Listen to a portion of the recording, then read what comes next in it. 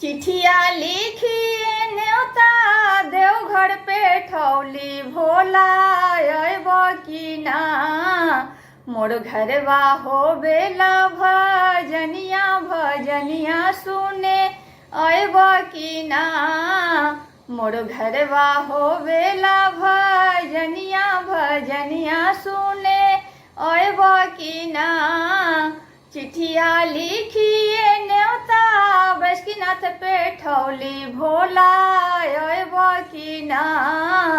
मोर घरवा हो बेला भजनिया भजनिया सुने अयब की ना।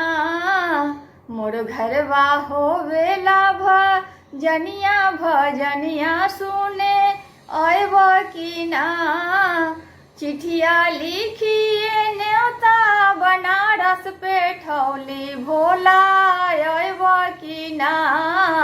मोर घरवा हो बेला भजनिया भजनिया सुने अयब की ना।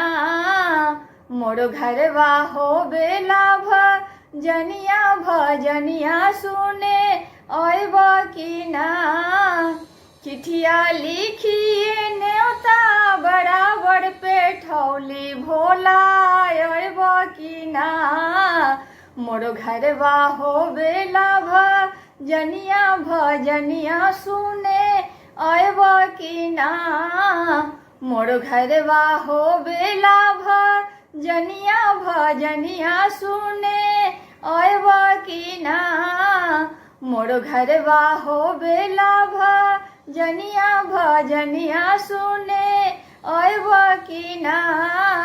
मोर घरवा हो बेला भजनिया भजनिया सुने अयब की ना।